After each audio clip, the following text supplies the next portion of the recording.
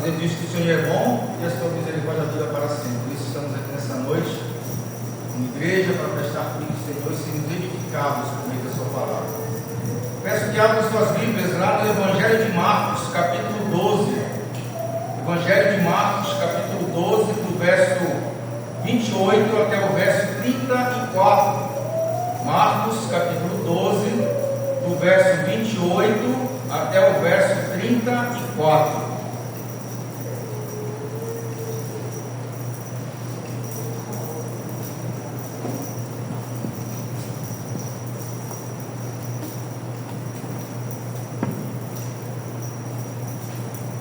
Confiado que todos encontraram. Diz assim a palavra do Senhor: chegando um dos escribas, tendo ouvido a discussão entre eles, vendo como Jesus lhe houvera respondido bem, perguntou-lhe: qual é o principal de todos os mandamentos? Respondeu Jesus: o principal é: ouve, ó Israel, o Senhor nosso Deus é o único Senhor. Amarás, pois, o Senhor teu Deus de todo o teu coração, de toda a tua alma, de todo o teu entendimento e de toda a tua força. O segundo é: amarás o teu próximo como a ti mesmo. Não há outro mandamento maior do que este. Disse-lhe o escriba: muito bem, mestre, e com verdade disseste que ele é o único, e não há outro senão ele. E que amar a Deus de todo o coração, e de todo o entendimento, e de toda a força, e amar ao próximo como a si mesmo, excede a todos os holocaustos e sacrifícios. Vendo Jesus que ele havia respondido sabiamente, declarou-lhe: não estás longe do reino de Deus. E já ninguém mais ousava interrogá-lo. Amém. Meus irmãos, a Bíblia ela nos mostra que há dois tipos de pessoas: aquelas que amam a Deus e aquelas que odeiam a Deus. Há também aquelas pessoas que parecem não odiar a Deus, parecem gostar de Deus, mas por mais que as pessoas pareçam apenas gostar de Deus e das coisas do reino de Deus, há sempre um interesse egoísta por trás dessas coisas, por trás dessas pessoas. E a Bíblia deixa muito claro que a pessoa ou ama ou odeia a Deus. E essa divisão, esse entendimento pode ficar claro até lá em Tiago, capítulo 4, verso 4, que diz: aquele, pois, que quiser ser amigo do mundo, constitui-se inimigo de Deus. Queridos, só há dois reinos: o reino de Deus e o reino das trevas. Ou você está dentro do reino de Deus, ou está fora. Não existe um meio caminho, não existe aí um campo neutro. Todos nascem odiando a Deus, todos nascem na carne, e a carne ela é inimiga de Deus. Todos nascem fora do reino de Deus. Até mesmo quem nasce em um lar cristão, que tem um marido ou uma esposa que são cristãos, que vai à igreja, que escuta a pregação, não está longe do reino de Deus, mas também não está necessariamente dentro. A pessoa só faz parte do reino de Deus quando ela é nascida do Espírito e é trazida por Deus, e isto ocorre de forma graciosa na vida do eleito. Essa história que nós vemos aqui de Marcos, ela nos mostra o caso aqui de um homem, e como muitos hoje em dia, que sabia o que precisava ser feito. Ele sabia que a única maneira de viver era se entregando totalmente a Deus, através de um relacionamento de amor. Mas esse mandamento, ele era duro para ser obedecido. E assim como muitos hoje, esse homem aqui, ele termina a história fora, perto do reino de Deus, porém não dentro. Ou seja, ele termina essa história odiando a Deus. E qual é o contexto, desse texto? Os grandes inimigos de Jesus naquele tempo, eles se juntaram na tentativa de destruir a verdade de Deus, a palavra de Deus. Existiam três povos: os fariseus, os herodianos e os saduceus, que eles eram inimigos entre si, eles não gostavam uns dos outros, mas nessa situação aqui, eles se unem para atacar Jesus. E foi um ataque em massa, foi um ataque grande contra nosso Senhor e Salvador, porque eles não aguentaram a autoridade e a ousadia de Jesus.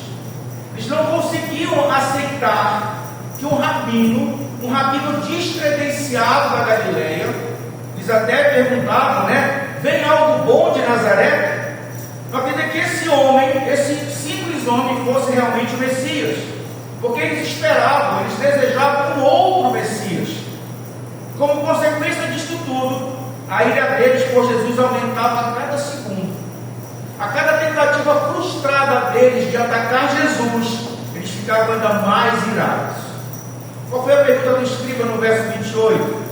Chegando um dos escribas e tendo ouvido a discussão entre eles, vendo como Jesus lhe houvera respondido bem, perguntou-lhe: qual é o principal de todos os mandamentos?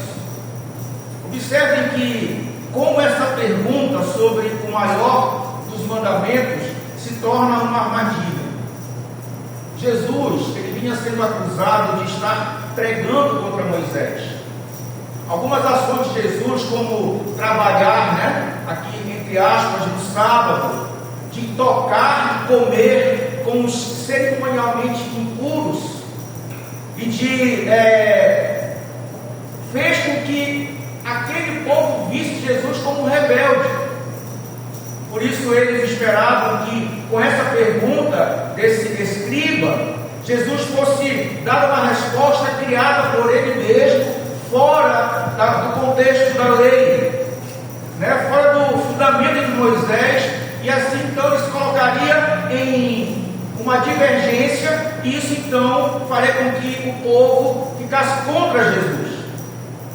Outro motivo para essa pergunta ser uma tentativa de pegar Jesus é que a questão sobre o maior dos mandamentos sempre foi uma questão muito debatida entre os judeus. Havia muitas interpretações sobre quais eram os maiores mandamentos.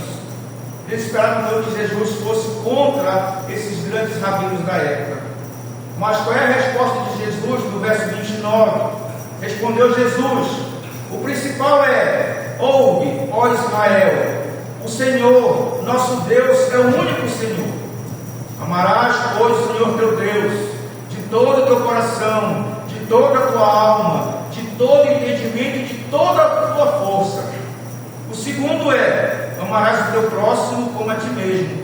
Não há outro mandamento maior do que estes. O que Jesus está ensinando com este mandamento é que o alicerce de tudo, a base de tudo, é o amor de Deus.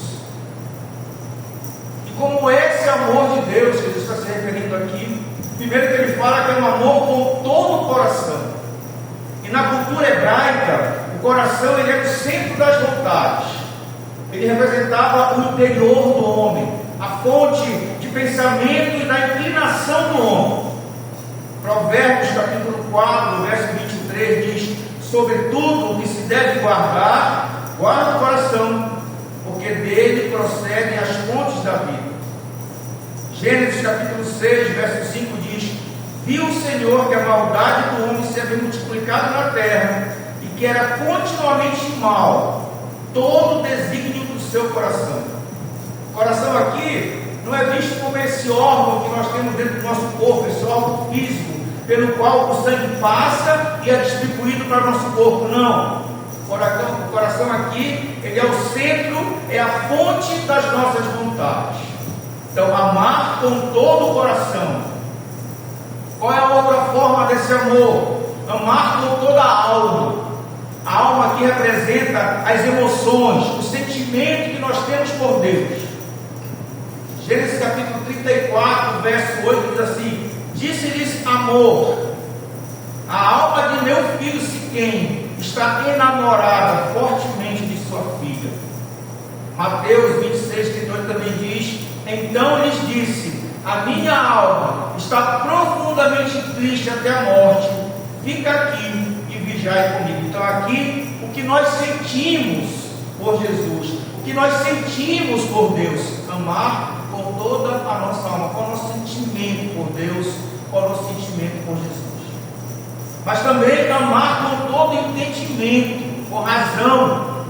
E semelhantemente ao coração, a mente se refere também ao intelecto, às determinações. Hoje em dia, as pessoas desprezam esse aspecto do intelecto, da razão, que é o entendimento sobre Deus e como amar a Deus. Os cultos nas igrejas, eles muitas vezes apelam para emoções, né, que acabam abandonando o uso da razão. Por que eu estou fazendo isso? Por que eu estou louvando dessa forma? Por que eu estou orando assim? Por que eu estou adorando assim? Esquece da razão, esquece que nós temos que entender por que nós estamos aqui nessa noite. Qual o fundamento de estarmos aqui nessa noite? Romanos capítulo 12, verso 1 diz: portanto, irmãos, rogo-lhes pelas misericórdias de Deus, que se ofereçam em sacrifício vivo, santo e agradável a Deus. Este é o culto racional de vocês.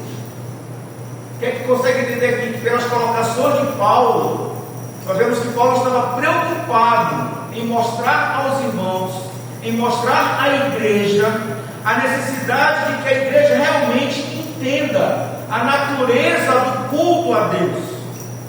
Entender que o culto a Deus, ele não se encerra aqui quando nós damos a oração final, quando nós proclamamos amém, ou quando vamos embora e fechamos as portas do templo. Não. A nossa vida, irmãos, ela é um perpétuo culto a Deus. Não termina o nosso culto a Deus. Aqui fecha-se as portas, mas ao sairmos daqui, o nosso culto a Deus, ele permanece. Então, amar com todo o nosso entendimento, mas também amar com toda a tua força. E isso implica o que é que nós fazemos com o nosso corpo: o trabalho, o comer, o correr, o andar, o praticar esportes, o estudar, o conversar, devem ser praticados e devem ser alicerçados no amor. A base deve ser o amor.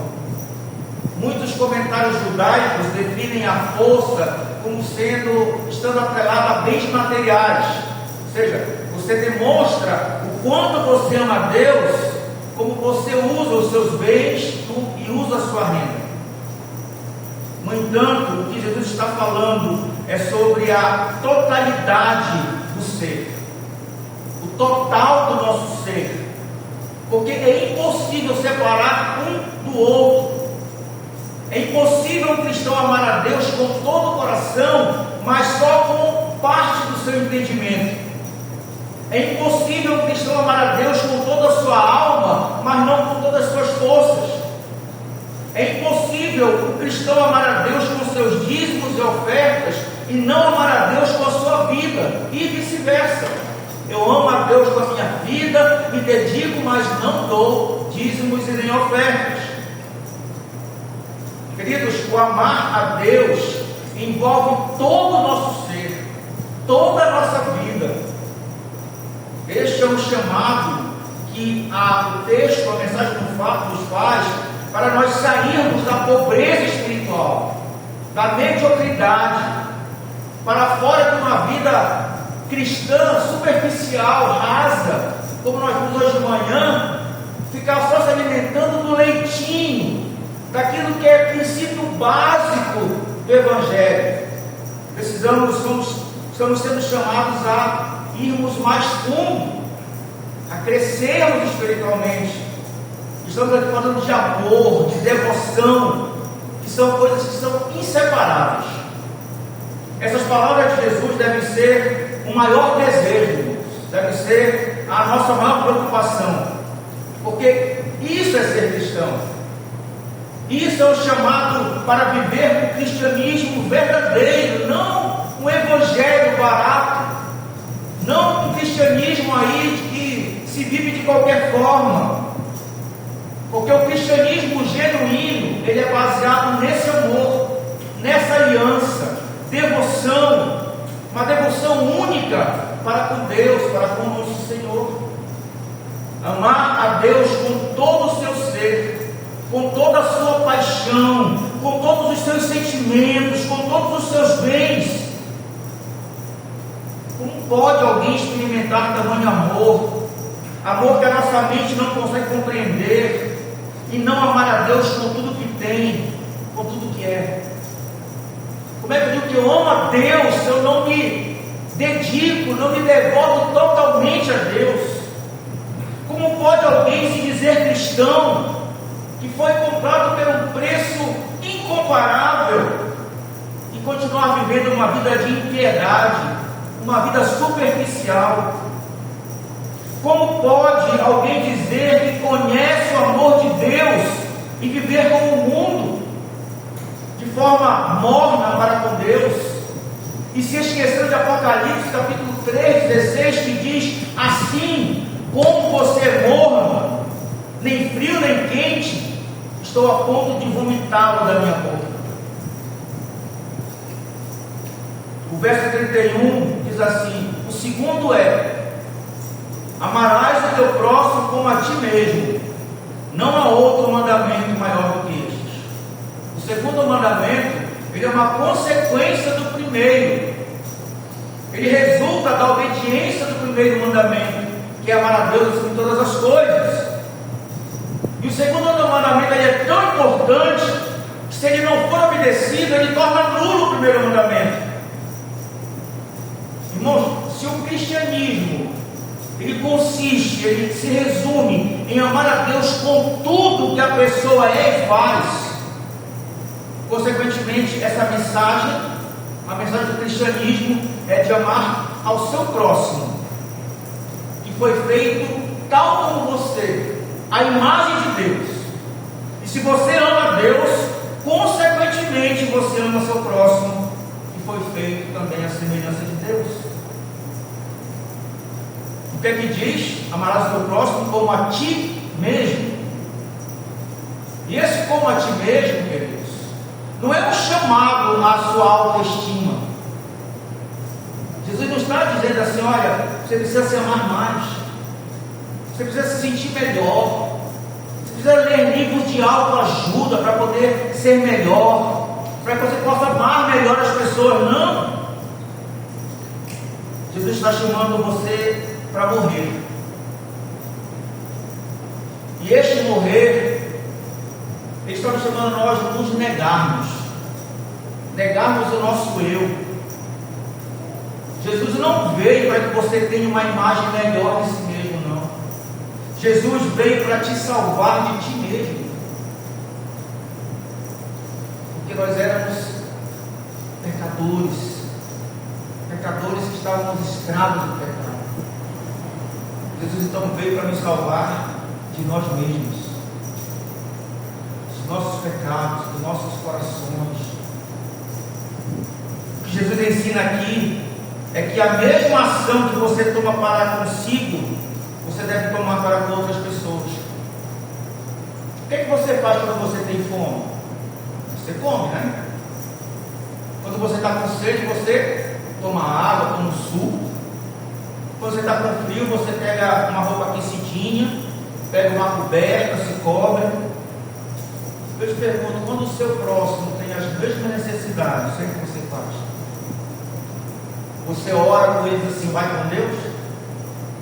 Isso basta? Acha que isso basta?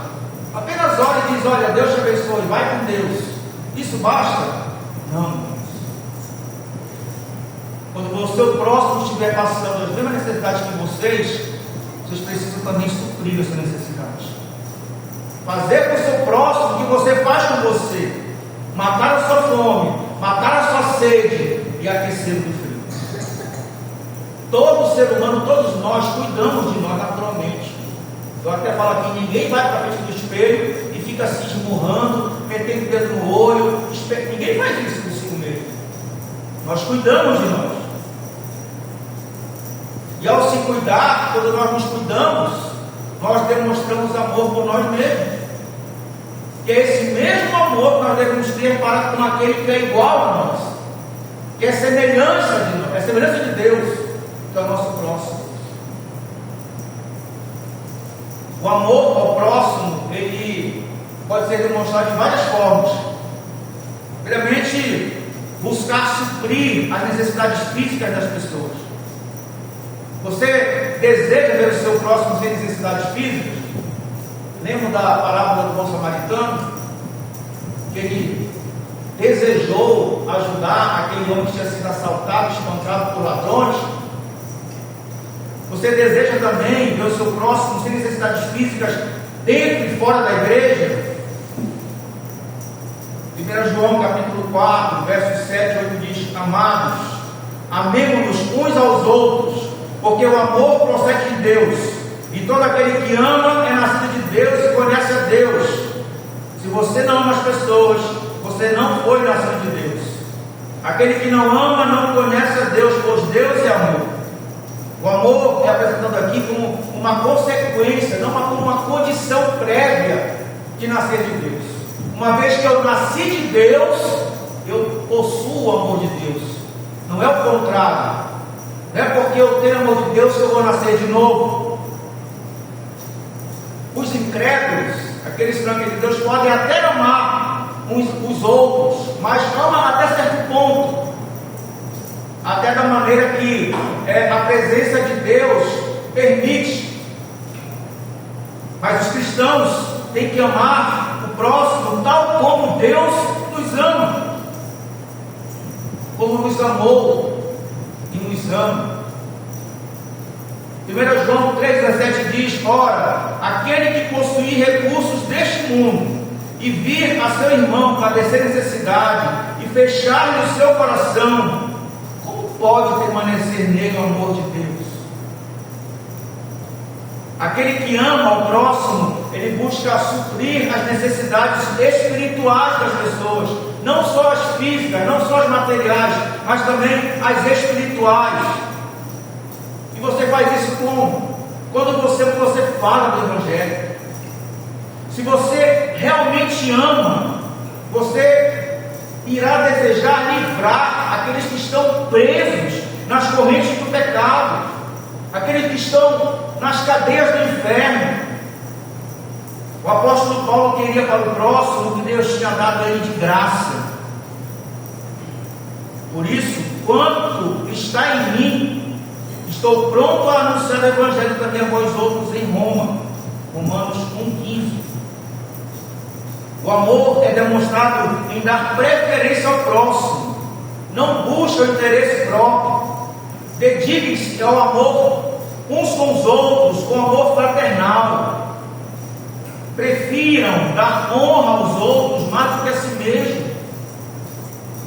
Se preocupe com o próximo antes de se preocupar consigo.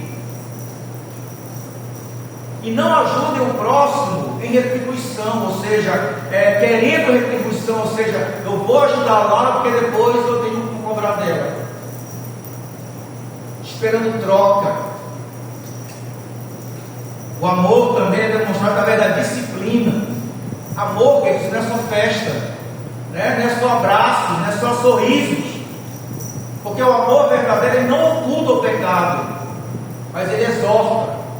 Ele disciplina. Disciplina, por mais que possa ser ruim, disciplina é prova de amor. Hebreus capítulo 12, versos 5 a 7 diz: E estáis esquecidos da exortação que, como a filhos, discorre convosco? Filho meu, não menosprezes a correção que vem do Senhor, nem desmaies quando por ele és reprovado, porque o Senhor corrige a quem ama e açoita a todo filho a quem recebe. É para a disciplina que perseverais. Deus nos trata como filhos, pois que filho há que o pai não corrige? Mas se estáis sem correção, de que todos se têm tornado participantes, logo sois bastardos e não todos nós cristãos temos um chamado: amar a Deus acima de todas as coisas, com tudo o que nós somos. E desse mandamento, então, se originam todas as outras coisas. E aqui Jesus não está abolindo as leis e os mandamentos de Deus com base apenas no amor. Ele não está dizendo: desconsidere os 10 mandamentos lá de Êxodo, agora basta amar. Até porque foi Jesus mesmo que disse: se me amares verdadeiramente, guardareis os meus mandamentos, guardareis os meus ensinos, guardareis a minha palavra. É o amor de Deus pelo próximo, que é consequência do amor de Deus por nós, e que nos faz então compreender o significado da lei. Por isso, esses 2 mandamentos, eles resumem os 10 mandamentos. E qual é a resposta do escriba? No verso 32, disse-lhe o escriba: muito bem, mestre, e com verdade disseste que ele é o único, e não há outro senão ele, e que amar a Deus de todo o coração e de toda a força, e amar o próximo a si mesmo, excede a todos os holocaustos e sacrifícios.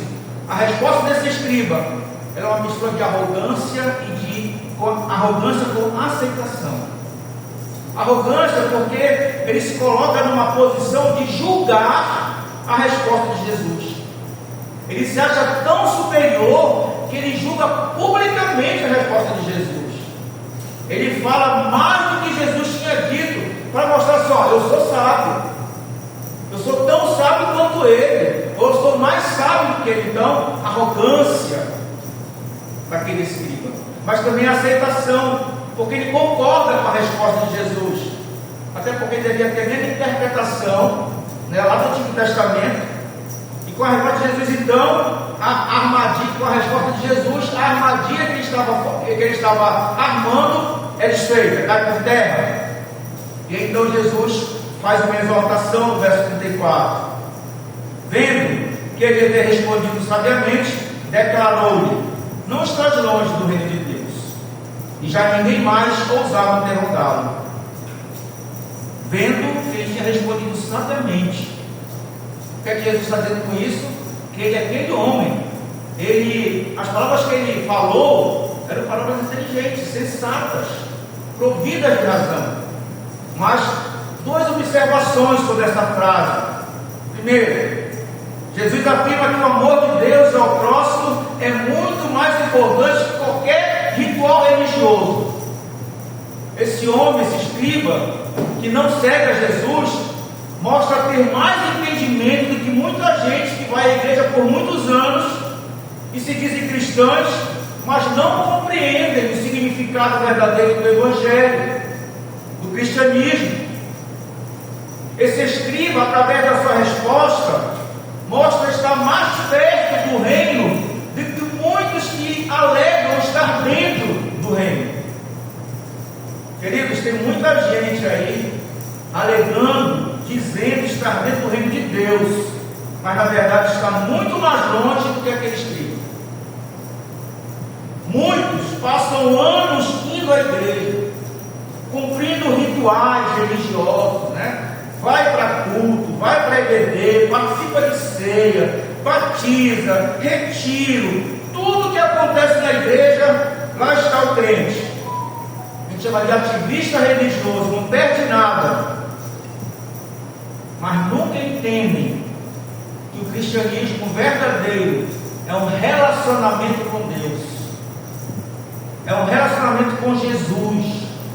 Isso é cristianismo. O que todo cristão deve entender é que a base do cristianismo é um relacionamento de amor com Deus e com as pessoas, não com rituais religiosos. Todos os sacrifícios que fizermos devem fluir do amor, porque sem amor nada vale. Não é o que Paulo diz na 1 Coríntios 13:3: ainda que eu distribua todos os meus bens entre os pobres, ainda que eu entregue meu próprio corpo para ser queimado, se não tiver amor, de nada vale. De nada vale. Nada aproveitará. Qual a segunda observação também dessa frase, dessa resposta aqui do verso 34? As palavras desse escriba nos mostram quanto um homem pode avançar em religião sem nunca se aprofundar em relacionamento sincero de amor com Deus. Muitas pessoas têm um vasto conhecimento da palavra de Deus, da Bíblia, sobre doutrinas, conhecem muitas passagens, às vezes de cor salteado, não o caso do irmão Márcio, mas conhecem grego, conhecem hebraico, proferem lindas palavras, oram com lindas palavras, mas nunca conheceram verdadeiramente o amor de Deus. Tito capítulo 1, verso 16 diz: no tocante a Deus, professam conhecê-lo, entretanto negam por suas obras. É por isso que são abomináveis, desobedientes e reprováveis para toda boa obra. Jesus disse o quê? Você não está longe do reino de Deus. Irmãos, essas palavras de Jesus são tristes, são duras. Está perto, irmãos, ou não estar longe, é a mesma coisa que Jesus dizia assim: olha, você está perdido, você está fora. Não estar longe do reino de Deus pode ser o pior dos julgamentos que Jesus possa fazer de nós. Quão triste é, meus irmãos, uma pessoa estar tão perto da vida eterna e nunca alcançar. Como o Márcio falou de manhã, o pessoal, o povo do deserto ficou a um passo da terra prometida, mas não entrou. Não entrou. Estar longe do reino de Deus é o mesmo que ainda está vivendo no reino das trevas. Imagine falar para um judeu, um escriba, que ele não está dentro do reino de Deus. É como falar para uma pessoa que alega ser cristã por vários anos, que vai à igreja todo domingo, que ensinou a Bíblia aos filhos, que ela não foi regenerada pelo Espírito. Essas palavras do nosso Senhor nos mostram o quanto uma pessoa pode conhecer a Bíblia, ter anos de igreja e nunca ter realmente sido salvo. Tão perto, mas nunca entrou. Lembra da esposa de Ló? Estava tão próxima da salvação, mas no fim, o fim dela foi total destruição. Estava muito próximo. Ela tinha escutado, ela tinha visto, experimentado, ouviu sobre o poder de Deus, experimentou a misericórdia de Deus, mas foi destruída. E aí, quando nós olhamos para Marcos, capítulo 12, verso 34, nós podemos ver a triste conclusão que nós podemos chegar aqui. Esse homem, desse texto, ele nunca entrou no reino, chegou próximo, mas morreu fora. Não estás longe do reino de Deus. Observe que há níveis de aproximação do reino de Deus, né? Existem pessoas que estão bem longe. Quem são essas? Aquelas que rejeitam firmemente Jesus, não querem saber das doutrinas bíblicas, são inimigas de Deus. Essas estão bem longe do reino. Eles que estão próximos, são pessoas que não são contra nem são a favor, aceitam tudo superficialmente, são só próximos. E existem as bem próximas, são aquelas que estão escondidas das igrejas, estão nas igrejas, participam de tudo, são pessoas religiosas, mas ainda estão bem próximas. Sabe o que é que existe desse tipo de pessoas? A realidade é que, estando longe ou perto, elas estão fora. Estar perto, irmãos, não é suficiente. Se elas estiverem perto, ou mais perto que seja, e não estiverem dentro, eles continuam sob o domínio do reino das trevas. Há muitos que estão próximos, mas nunca entraram. São pessoas que cresceram na igreja, pessoas que têm vindo à igreja, têm escutado pregação, pessoas que têm marido, esposa, filhos que seguem verdadeiramente ao Senhor, escutam e veem com os seus próprios olhos a obra de Deus. São pessoas que, como esse escriba, concordam com os ensinos básicos, fundamentais da doutrina, mas apesar de todos esses privilégios, a pessoa ainda só está perto do reino, mas perto não é bom o suficiente. Você precisa clamar, você precisa implorar pela misericórdia de Deus, você precisa clamar para que Ele te conceda arrependimento verdadeiro, porque senão você sempre estará perto, mas não dentro. Jesus está falando com um homem religioso, um homem de tradição religiosa, uma pessoa de éticas e severas, e as severas palavras de Jesus disse: você não está longe. Isso é um aviso para nós, irmãos. Primeiro, é possível alguém ter nascido em lar cristão, ser batizado e ainda estar fora do reino. É possível que um de nós conheça as histórias da Bíblia, os mandamentos de Deus, e ainda assim permanecer fora do reino. É possível admirar a Jesus e ainda assim morrer como inimigo dele. É possível estar tão perto de Jesus e ainda assim morrer e ir para o inferno. Alguns que ouvem o Evangelho por anos estão sentados nos bancos das igrejas, nas cadeiras das igrejas.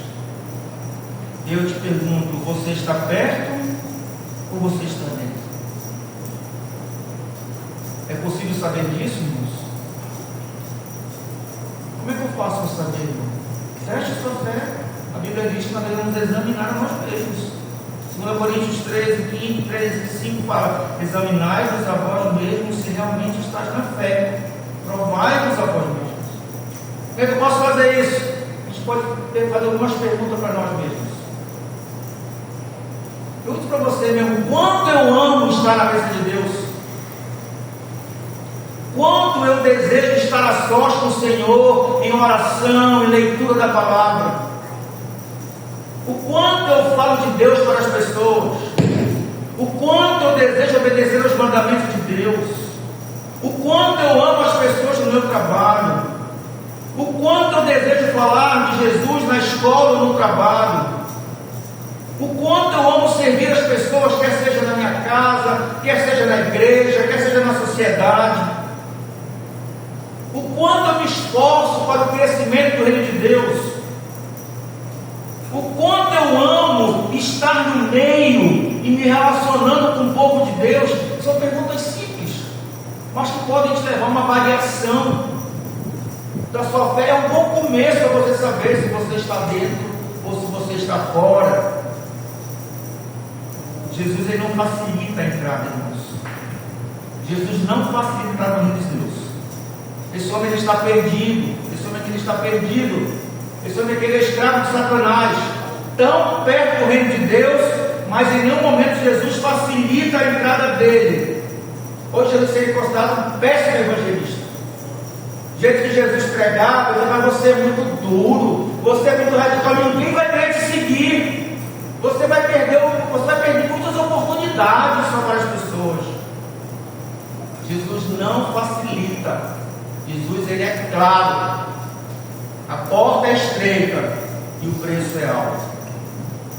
Hoje as pessoas tocam uma música emotiva, com um som agradável, para a pessoa estar repetindo uma oração, e é uma repetição de 10, 15, 20 minutos da mesma música, o mesmo refrão, para causar uma emoção. Irmão, Jesus não fazia nada disso.